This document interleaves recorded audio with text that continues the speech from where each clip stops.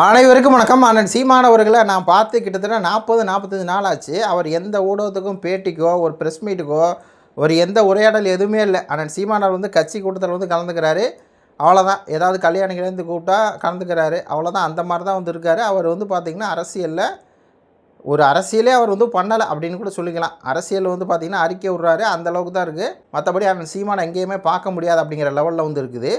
இப்படி இருக்கக்கூடிய சூழ்நிலையில் ஜீ தமிழ் போன்ற ஒரு டிவியில் அண்ணன் சீமான் அவர்களை மையப்படுத்தி அவரை கூப்பிட்டு ஒரு நிகழ்ச்சி நடத்தியிருக்காங்க. அப்படிங்கிற அந்த நிகழ்ச்சிக்கு உண்டான ப்ரொமோலாம் பார்த்துட்டு உள்ளபடியே மற்ற மகிழ்ச்சி அடையிறேன் அப்படின்னு தான் சொல்லணும். ஒரு நாம் தமிழ் கட்சிக்காரனா அண்ணன் சீமான் அவர்களை இந்த மாதிரி ஒரு ஜீ தமிழில் ஏதோ மகாநடிகை அப்படிங்கிற ஒரு ப்ரோக்ராமில் ராதிகாலாம் இருக்கிறாங்க. அதில் அண்ணன் சீமான் அவர்களை போய் பாரதிராஜா ஐயாவுக்கு வந்து மரியாதை செலுத்தியிருக்காரு. அந்த ப்ரோக்ராம் வந்து ஞாயிற்றுக்கிழமை 8 மணிக்கு வரப்போகுது அப்படின்னு சொல்லி அந்த நிகழ்ச்சியோட அந்த ப்ரொமோ பார்த்துட்டு அதில் அண்ணன் சீமான் சொன்ன வார்த்தைகளை கேட்டுட்டு அண்ணன் சீமான் பேசின அந்த இது எல்லாத்தையும் பார்த்துட்டு உள்ளபடியே எனக்கு மகிழ்ச்சியாக இருக்குது ஒரு நாம் தமிழ் கட்சிக்காரனா அப்படின்னு தான் சொல்லணும். இப்போது ஒரு விஷயத்த சொல்கிறேன் பாருங்கள். பாரதிராஜா வந்து எந்த அளவுக்கு தமிழ் தேசிய பற்றாளர் அப்படின்னு சொல்லி உங்களுக்கு தெரியும். தேசிய தலைவர் வந்து உயிராக நினச்சார், தமிழ் தேசியத்தை வந்து உயிராக நினச்சார் ஐயா பாரதிராஜா. அதனால தான் தன்னுடைய அந்த உடல் மேலே இறந்த உடல் மேலே புலிக்கொடியை போற்றி தான் என்னை வந்து அடக்கம் பண்ணும் அப்படின்னு சொல்கிற அளவுக்கு பற்று கொண்டவர். அப்படின்னா அப்போ எந்த அளவுக்கு அவர் உண்மையான ஒரு நேர்மையான ஒரு மனுஷனாக இருந்திருப்பார். 2009 காலகட்டத்தில் அங்கே பிரச்சனை, இலங்கையில் உச்சக்கட்ட போர் நடக்கும்போது இங்கே திரையுலகம் சார்பாக வந்து மிகப்பெரிய கண்டன ஆர்ப்பாட்டம் பொதுக்கூட்டம்லாம் பண்ணி அந்த போரை எப்படியாவது நிறுத்தணும் அப்படின்னு சொல்லி பாடுபட்டதில் ஒரு மெயினான ஒரு ஆள் யாருன்னா ஐயா பாரதிராஜா அப்படிங்கிற ஒரு தெய்வம் அப்படின்னே சொல்லலாம். இப்போ என்னென்னா அந்த தெய்வம் வந்து இறந்துருச்சு. நம்மளுக்கு வந்து தேசிய தலைவர் வந்து பார்த்திங்கன்னா இறந்துட்டார். அது மாதிரி இவர் இறந்துட்டார். இப்போது இந்த மாதிரிலாம் பார்க்கும்போது நம்மளுக்கு என்ன தோணுதுன்னா, சீமான் நம்ம வந்து இருக பற்றிக்கணும் அப்படின்னு சொல்லி தோணுது. இந்த மாதிரி இறப்பெல்லாம் பார்க்கும்போது மணிவண்ணையாக இருக்கட்டும், அதே மாதிரி சாவல் மாமாவாக இருக்கட்டும், எல்லாம் ஒரு இதாக இருக்காங்க. எல்லாம் போனப்போ சீமான். அப்போ சீமானும் இல்லைன்னா ஐயோ அதை நினச்சாலே எனக்கெல்லாம் வந்து அப்படி இருக்குது. இப்போ அந்த நிகழ்ச்சியில் அண்ணன் சீமான் வந்து பேசினது அவர் அந்த ஃபீல் பண்ணுறாரு பாருங்கள், பாரதிராஜா இல்லை அப்படிங்கிற அந்த விஷயத்தை அதை பார்க்கும்போது எனக்கு வந்து ஓவர் ஃபீலிங் ஆகுது. ஒரு நாம் தமிழ் கட்சிக்காரனுக்கும் அப்படி தான் இருக்கும்.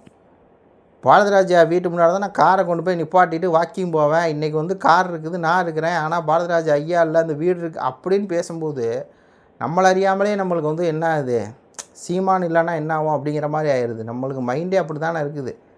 நம்ம எலெக்ஷனில் வந்து வெற்றி தோல்வி எல்லாம் சகஜம். ஆனால் ஒருத்தன் தமிழுக்காகவும் தமிழ் தேசியத்துக்காகவும் மக்களுக்காகவும் உண்மை நேர்மையாக இருக்கான் அப்படின்னா அது சீமான் மட்டும்தான். தமிழர்கள் எங்கே பாதிக்கப்பட்டாலும் முதல் குரல் வர்றது அந்த சீமான் மட்டும்தான்.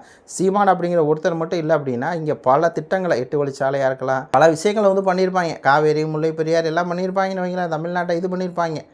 இப்போ சீமான் அவர்கள் வந்து அந்தளவுக்கு போராட்டம் பண்ணி எல்லாம் பண்ணுறாங்க. அப்போ சீமான் இல்லைன்னா அப்படிங்கிற ஒரு சூழ்நிலையை பார்க்கும்போது தான் ஐயோ அப்படிங்கிற மாதிரி இருக்குது. இவரை நம்ம வந்து இருக பற்றிக்கணும். சீமானை வந்து நம்ம விட்டுறக்கூடாது. நம்ம காசு இன்றைக்கி சம்பாதிப்போம், நாளைக்கு வந்து காசு சம்பாதிக்கலாங்க. போன மாதம் நல்லா சம்பாரித்தோம், இந்த மாதம் கம்மியாக இருக்கா பரவாயில்ல, அடுத்த மாதம் சம்பாதிப்போம், அவ்வளோதான். நேற்றைக்கு வருமானம் கம்மியாக இருக்கா, இன்றைக்கி வருமானம் அதிகமாக இருக்கா, ரைட்டு அப்பா அப்படின்ட்டு போயிட வேண்டியது. ஆனால் துரோகம் மட்டும் பண்ணவே கூடாது இந்த மனுஷனுக்கு. அப்படி தான் எனக்கு வந்து தோணுச்சு. ஏன்னா பாரதிராஜா இறந்த வீட்டில் பார்த்திங்கன்னா எவ்வளோ தூரம் நேசிச்சிருந்தா சீமான் அவர்கள் ஐயா பாரதிராஜாவை நேசிச்சிருந்தா முழுக்க இருக்காருங்க. பெத்த மகனை விட என்ன கொடுமைன்னா மனோஜ் அவர்கள் இறந்தால் தான் எல்லாம் கொடுமை. நல்லவங்களுக்கு மட்டும்தான் சோதனை வரும்பாங்க, அந்த மாதிரி தான் நம்மளுக்கெல்லாம் வந்திருக்கு. அப்போ அந்த இடத்துல வந்து இவர் தான் சீமானதன்னா அவ்வளோ ஒரு மிகப்பெரிய ஒரு டேரக்டரு. அந்த டேரக்டரை பார்க்கறதுக்கு வந்து லட்சக்கணக்கான ஆட்கள் வந்து வருவாங்க. அந்த வேலையை எடுத்து பார்க்கணும். இந்த இடத்துல அந்த சீமான் மட்டும் இல்லைன்னு வச்சுக்கோங்களேன், அது வந்து பண்ணியிருக்க முடியாது, உண்மைக்குமே பண்ணியிருக்க முடியாது. அப்பாவாக நினச்சனால, சொந்த அப்பா பாரதிராஜா அவர்கள் அப்படின்னு நினச்சனால, சொந்த அப்பானா இவங்க தப்பாக கூட நினைப்பானுங்க. அதாவது இப்போ கூட ஒரு கல்யாணத்தில் வந்து சொல்லியிருப்பாப்புல ஹுசைன், நான் வந்து எந்த உதவியுமே எனக்கு இல்லாமல் நான் வந்து நிற்கதியாக இருக்கேன், என்ன பண்ணுறேன்னு தெரியாமல் இருக்கேன். அப்போ ஒரு கை வந்து நான் இருக்கேன்டா அப்படிங்கிறதுல அதுதான் அந்த உணர்வை கொடுக்குறதா அப்பா உணர்வு. அது உணர்வு, ஒரு அன்போட வெளிப்பாடு, ஒரு பாசோட வெளிப்பாடு, ஒரு மரியாதையோட வெளிப்பாடு.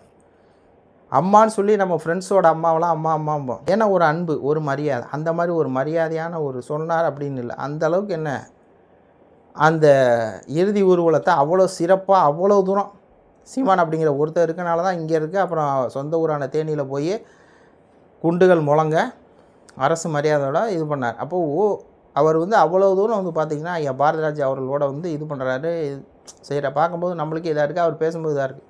இந்த நிகழ்ச்சி என்னென்னா அதான். ஆனால் சீமானவர்கள் வந்து வர்றாரு, வந்துட்டு பாரதிராஜாவை பற்றி பேசுகிறாரு.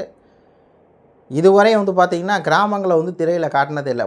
முதல்ல கிராமங்களில் திரையில் காட்டின ஒரே ஒரு மகன் யாருன்னா, ஒரே ஒரு சினிமா டேரக்டர் யாருன்னா ஐயா பாரதிராஜா தான் அப்படிங்கிறார்.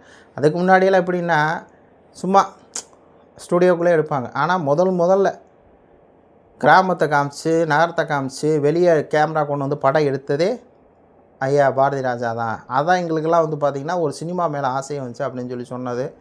இந்த கார் வந்து நான் அவங்க வீட்டு முன்னாடி நிற்பேன் அப்படின்னதெல்லாம் உண்மையாலுமே வந்து இதாக இருந்துச்சு. ஐயா பாரதிராஜா அவர்களுக்கு அந்த சீமான் மரியாதை செஞ்சதும் ரொம்பவே நிகழ்ச்சியாக இருந்துச்சு. என்னென்னா அந்த நிகழ்ச்சியில் பார்த்தீங்களா எல்லாருமே அந்த சீமானை வந்து கொண்டாடுறாங்க. இங்கே தாங்க எனக்கு வந்து இன்னும் வழுக்கு சந்தேகம். சீமான் எங்கே போனாலும் சரி மக்கள் கொண்டாடிட்டே இருக்காங்க சீமானவர்களுக்கு அவ்வளோ மரியாதை. இப்போ நாம் தமிழர் கட்சி கண்டிப்பாக நான் சொல்கிறேன், சீமானவர்கள்லாம் தோக்க வாய்ப்பே இல்லை காரைக்குடியில். அதே மாதிரி நாம் தமிழர் கட்சி 8% 12% குறைய வாய்ப்பே இல்லைங்க. ஏதோ ஒன்று நடந்திருக்குங்க. இல்லாட்டா ஒரு வரவேற்பு இல்லாத தலைவர்னா ஒரு ரெஸ்பெக்ட் இல்லாமல் இருந்திருக்குமே. யாருமே வந்து எந்திரிச்சு ஆரவாரம் பண்ணி கைதட்டி அடுத்த நிகழ்ச்சி ஃபஸ்ட்டு இப்படி பேசிடுறாங்க. அதுக்கப்புறம் வந்து அண்ணன் சீமானவர்கள் எப்பயும் போல் அந்த பாரதிராஜா ஐயா பற்றி களவு கீழாக பேசுவார் பார்த்தீங்களா, அந்த மாதிரி ஏதோ பேசியிருப்பார் போல இருக்குது. அப்போ வந்து அங்கே இருக்கக்கூடிய ஆடியன்ஸ்லாம் வந்து கொண்டாடி தீர்க்குறாங்க சீமானவர்கள் பேசுகிறத. அப்படின்னா மக்கள் கொண்டாடுறாங்க, மக்கள் கொண்டாடி தான் இருக்காங்க சீமானை. ஆனால் அந்த தேர்தலில் வந்து எப்படி நம்ம வந்து இந்த மாதிரி ஓட்டு குறைஞ்சோம் அப்படின்னு நினைக்கும் போது தான் இதாக இருக்குது. ஏன்னா அந்த டிவிகே கட்சிக்காரெல்லாம் ஆட்சியை பிடிச்சிட்டேன். நேற்றுக்கு முளைச்ச காலானில் இன்றைக்கி வந்தவன் நம்ம மக்கள் மண் நான் பேசுகிறோம்.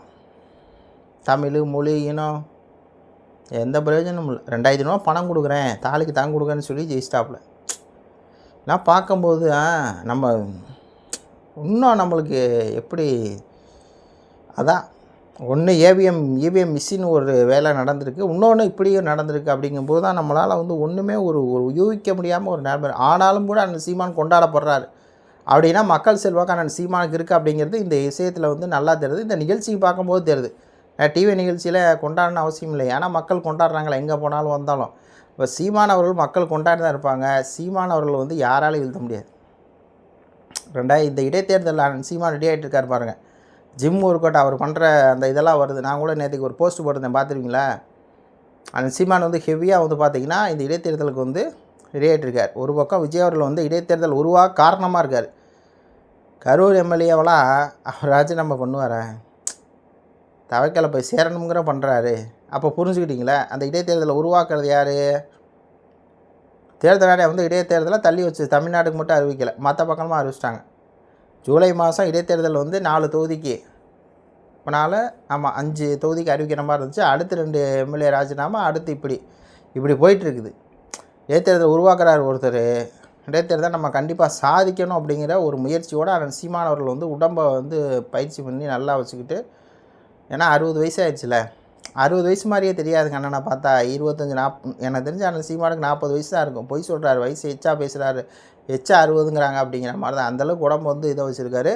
இடைத்தேர்தலில் கண்டிப்பாக நாம் தமிழர் கட்சி திருப்பி வளர்ச்சியை நோக்கி போகும் அப்படிங்கிறது அண்ணன் சீமானோட உழைப்பை பொறுத்தருது.